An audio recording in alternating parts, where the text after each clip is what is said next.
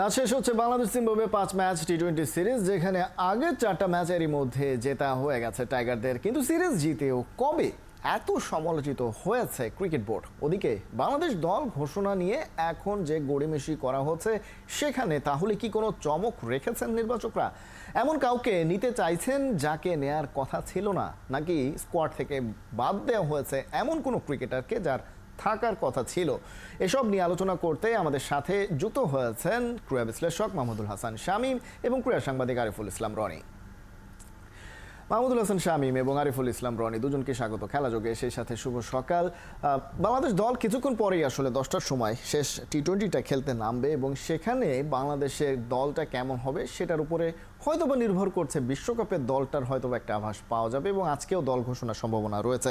আরিফুল ইসলাম রনি, আপনার কাছে প্রথমে জানতে চাইব যে দল ঘোষণা নিয়ে যে গড়িমসিটা করা হয় সাধারণত বাংলাদেশের ক্ষেত্রে, সেখানে আসলে কি এমন চমক থাকতে পারে যেটা আসলে এখনই বলে দেয়া যাচ্ছে না, বা আরও আগে অন্যান্য দল যখন ঘোষণা হয়েছিল সেই সময় বাংলাদেশ দল ঘোষণা করতে পারেনি? এরকম কোনো চমক থাকার আসলে কোনো সুযোগ আছে কিনা?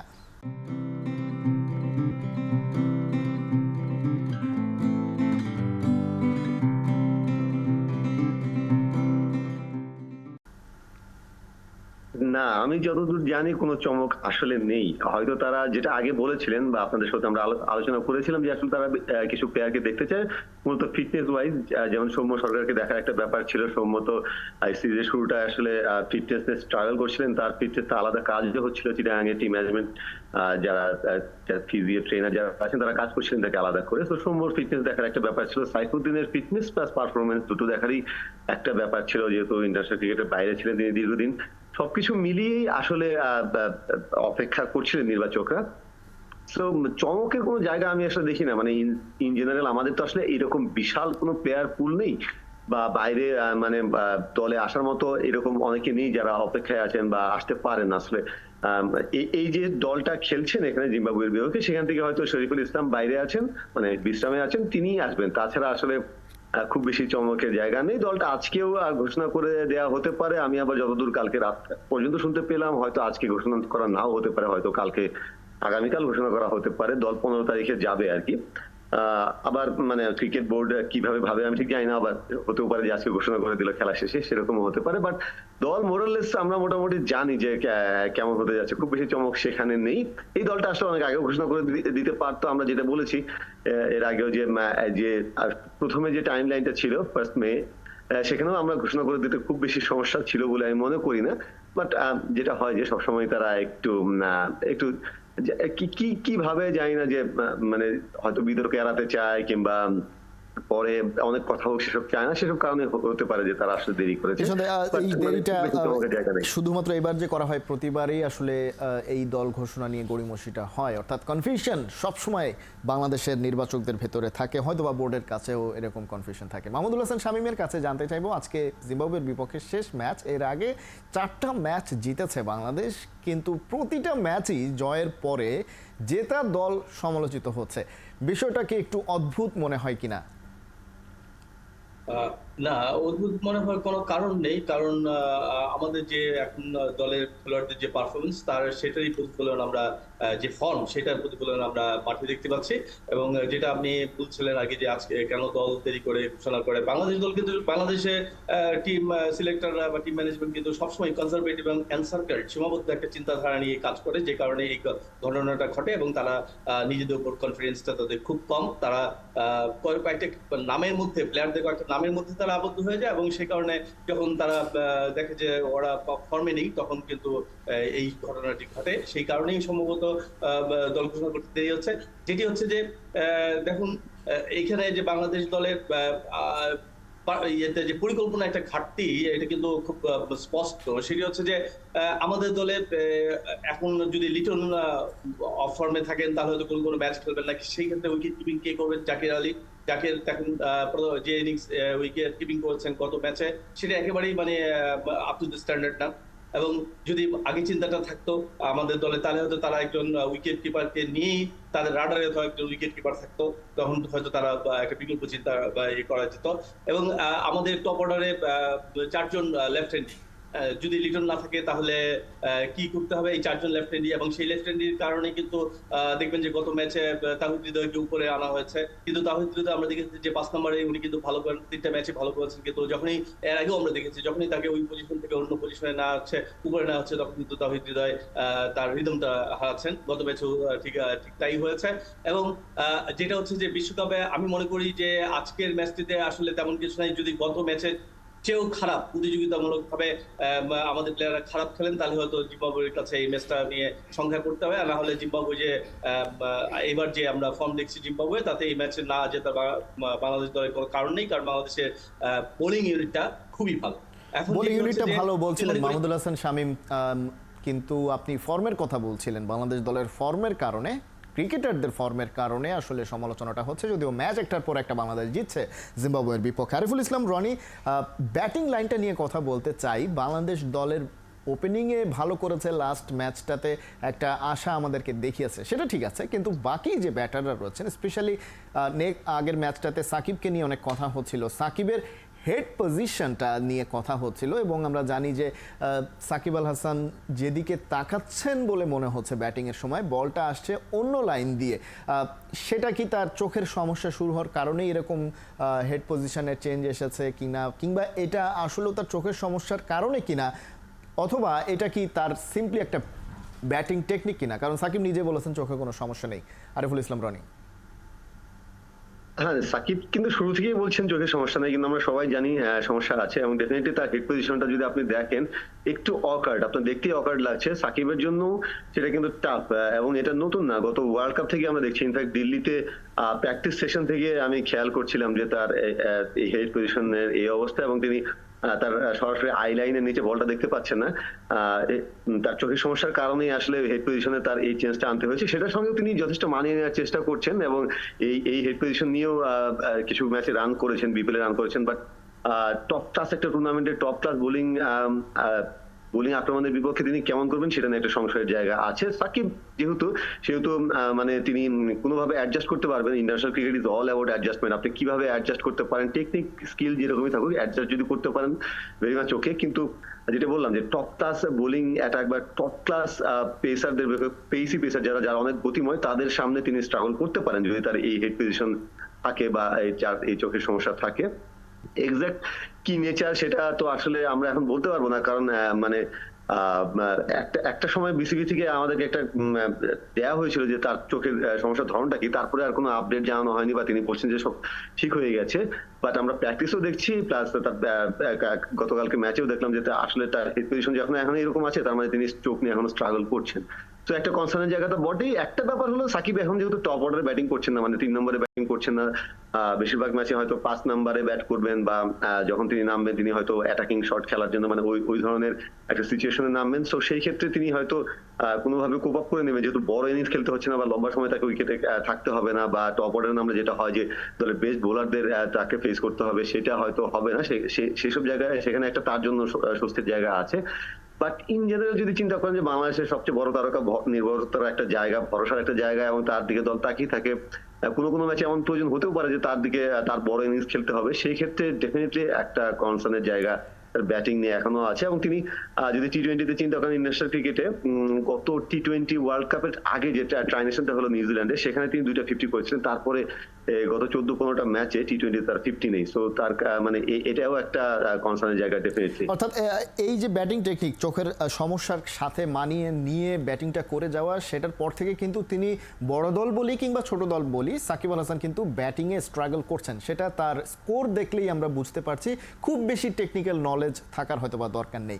অন্যদিকে লিটন দাস অফ ফর্মে, তাওহিদ হৃদয় তাকে যদি ওপরে খেলানো হয় তাহলে তিনি ব্যাটিংয়ে খুব একটা সুবিধা করতে পারছেন না। ওদিকে মাহমুদুল্লাহ রিয়াদকে আমরা দেখেছি গত ম্যাচে তাকে সাইড বেঞ্চে রাখা হয়েছিল, এবং যে কারণে টপ অর্ডারে কিছুটা ভালো রান আসলেও পরবর্তীতে পুরো ব্যাটিং অর্ডারটাই হুড়মুড় করে ভেঙে পড়েছে। এরকম যখন অবস্থা, শুধুমাত্র মাহমুদুল্লাহ রিয়াদ যদি ফেল করেন, তাহলে জিম্বাবুয়ের মতন বোলিং অ্যাটাকের সামনেও বাংলাদেশ দল অসহায় হয়ে যাচ্ছে। সেক্ষেত্রে আসলে যেটা আরিফুল ইসলাম রনি বলছিলেন যে বাংলাদেশ দলের বিপদ হতে পারে যদি একজন বা দুজন ব্যাটার ফেল করেন। ব্যাটিং অর্ডারটার অবস্থা কি তাহলে এরকমই কিনা? খুব বেশি আশা কি আমরা করতে পারছি না তাহলে ব্যাটিং নিয়ে? মাহমুদুল হাসান শামীম কি বলবেন? এখন আমরা যে ফর্ম দেখছি তাতে আসলে ব্যাটিং এ আমাদের সবচেয়ে দুশ্চিন্তার কারণ, এবং এখানে খুব বেশি কিছু আশা করার মতো নেই বলে মনে হচ্ছে। আমাদের টপ অর্ডারে যে দুজন ব্যাটসম্যান লিটন দাস এবং শান্ত, আমরা যার অভিজ্ঞতা বেশি এবং যার উপর আমরা আশা করে থাকি, তাদের যে ফর্ম সেটি কিন্তু একেবারেই মানে আমাদেরকে কোনো আশাবাদী হওয়ার সুযোগ দিচ্ছে না। এবং সেই সঙ্গে তাদের যে অ্যাপ্রোচ, একটা হতে পারে যে হয়তো খারাপ ফর্ম যাচ্ছে, কিন্তু তাদের যে অ্যাপ্রোচ, তাদের যে বডি ল্যাঙ্গুয়েজ এবং তারা যেভাবে খেলছেন, আমার মনে হয় না যে আমরা এই শান্ত এবং লিটনকে মানে অলৌকিকভাবে বিশ্বকাপে ফিরে আসতে দেখবো, ভালো ফর্মে দেখবো। তারা হয়তো এইটাই তৈরি করবেন। সেই ক্ষেত্রে আমাদের ব্যাটিং লাইনে অবশ্যই দুশ্চিন্তা থাকবে, এবং মাহমুদুল্লাহ রিয়াদ না থাকলে কি হয় এটা আমরা গত ম্যাচে দেখেছি। আজকে যে ম্যাচটি, সেটিতে আসলে দেখা বিষয় যে একটা স্ট্র্যাটেজিক ব্যাপার আছে এখানে। সেটা হচ্ছে যে আমরা মোটামুটি 13টি জায়গা ঠিক আছে যে 3জন পেসার থাকবেন, সেটা ঠিক আছে, কিন্তু চতুর্থ স্পিনার নিয়ে খেলবে বাংলাদেশ। আমার ধারণা যে আজকের ম্যাচ থেকেই সেটি করবে, যে বের করার চেষ্টা করবে। এবং আমি যতটুকু দেখেছি সেটা যেটা হচ্ছে যে এই ম্যাচগুলো যেটা হবে বাংলাদেশের ম্যাচ ওয়েস্ট ইন্ডিজে, যে আর্নস ভ্যালি যে ম্যাচ দুটো হবে নেদারল্যান্ডস এবং নেপালের বিরুদ্ধে, সেই উইকেটটা কিন্তু একেবারেই মিরপুরের উইকেটে কেউ বোধহয় আর একটু অন্যরকম উইকেট। সেখানে গড় হচ্ছে 142 টি20-তে, এবং সেখানে হাইয়েস্ট ব্যক্তিগত স্কোর হচ্ছে 49, এবং 40 ঘরে মাত্র 3 জনই পর্যন্ত রান করতে পেরেছেন, বাকিরা 30-20-এর মধ্যেই থাকেন। ফলে সেখানে আমাদের স্পিনারদেরকে হবে এখানে, এবং সেখানে আমার মনে হচ্ছে যে স্পিনাররা প্রাধান্য পাবেন, স্পিন বোলার প্রাধান্য পাবেন। বোলিং অ্যাটাকটা নিয়ে আপাতত দুশ্চিন্তা না থাকলেও, যেটা আমরা বারবার বলছি যে ব্যাটিং নিয়ে সম্ভাবনা রয়েছে, একটু কলাপস করার সম্ভাবনা যে কোনো দলের এগেনস্টে রয়েছে। রিফুল ইসলাম রনি, লিটন দাসকে নিয়ে আমরা কথা বলছিলাম। লিটন দাস গেল ম্যাচে ড্রপড হয়েছেন, তার ফর্মের যে অবস্থা, সেক্ষেত্রে তাকে নিয়ে তো নিশ্চয়ই বাংলাদেশ দল বিশ্বকাপে যেতে চায় নিঃসন্দেহে, কিন্তু এই লিটন দাসকে তাহলে ফর্মে ফেরানোর প্রসেসটা কি হবে? সেটা কি এই সিরিজটাতে তো তিনি সাইড বেঞ্চে চলে গেলেন, আজকের ম্যাচটাতেও হয়তোবা তিনি থাকবেন না, পরবর্তীতে পরের সিরিজ যেগুলো ইউএসএতে হবে সেখানে কি তাহলে লিটন দাসকে ফর্মে ফেরার সুযোগটা থাকছে কিনা বিশ্বকাপের আগে? ডেফিনেটলি সেটাই এখন করতে হবে। তার থার্ড টি20-র পরে চিফ সিলেক্টর আসলে বলেছিলেন যে তাকে দলের সঙ্গে রাখা হবে বা তাকে 11-এ রাখা হবে না, হয়তো তার ব্যাটিং এ নিবিড় ভাবে কাজ করা হবে। আমি জানি না যে এই সময়টা নিবিড় ভাবে কাজ করে আসলে কতটা উন্নতি করা সম্ভব, এবং মানে তার ব্যাটিং কতটা ফাইন টিউন করা সম্ভব, বাট ডেফিনেটলি আমাদের আশাই করতে হবে। এখন আর কিছু তো করার নেই, বিশ্বকাপের এত কাছাকাছি এসে, এবং লিটনের ফর্মে ফেরাটা বাংলাদেশ দলের জন্য খুব জরুরি। সেখানে মানে যুক্তরাষ্ট্রের যে সিরিজটা আছে সেখানে হয়তো তাকে খেলানো হবে, প্লাস ওয়ার্ল্ড কাপের আগে দুটি আমাদের অফিসিয়াল প্রস্তুতি ম্যাচ থাকবে, সেই দুটি প্রস্তুতি ম্যাচেও ডেফিনেটলি তাকে খেলানো হবে। সেই প্রস্তুতি ম্যাচগুলোতে আসলে তো বাধ্য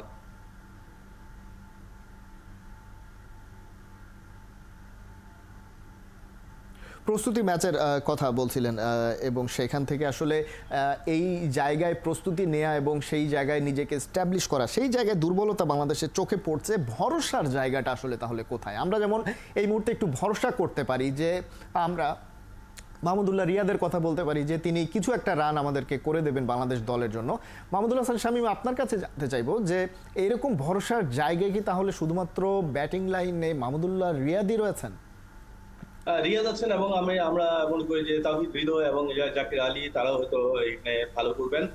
রিশাদ হয়তো কিছুটা রান পাবেন, কিন্তু লিটন এবং শান্তর যে অবস্থা এখন তাদের, সেটা এখানে তাদেরকে আসলে ফাইন টিউনিং এ আর কিছু নেই। তাদেরকে যেটা করতে হবে যে একেবারে ক্রিকেটিং শট, একদম গ্রামাটিক্যাল যে শটগুলো আছে সেগুলো খেলতে হবে, এবং সেইগুলো খেলতে গিয়ে যেটা হবে হয়তো বলের অপচয় হবে, তারা ডিফেন্সিভ থাকবেন, এবং সেটি আমাদের দলের জন্য নিঃসন্দেহে ভালো কোনো ব্যাপার হবে না। বাংলাদেশ দল একটি প্র্যাকটিস ম্যাচ খেলবে ভারতের সঙ্গে টেক্সাসে, এবং সেইখানেই আসলে আমাদের আসল অবস্থাটা বোঝা যাবে। তারপরে শ্রীলঙ্কার সঙ্গে ম্যাচ আছে টেক্সাসে, এবং নিউ ইয়র্কে আছে সাউথ আফ্রিকার সঙ্গে। এই দুটি ম্যাচই বাংলাদেশের জন্য খুব গুরুত্বপূর্ণ, এবং আমার মনে হয় যে যুক্তরাষ্ট্রের সঙ্গে যে বাংলাদেশ প্র্যাকটিস ম্যাচ খেলবে সেটা আসলে জিম্বাবুয়ের মতো হবে, সেখানে আসলে খুব বেশি কিছু দেখার মতো নেই। ভারতের সাথে যে প্র্যাকটিস ম্যাচটা হবে সেটি হচ্ছে দেখা যাবে যে আসলে আমাদের বাংলাদেশ দলের স্ট্রেংথ কি, এবং সেখান থেকে আমাদের একটা ধারণা নিতে হবে যে বিশ্বকাপে আমরা কি করতে যাচ্ছি।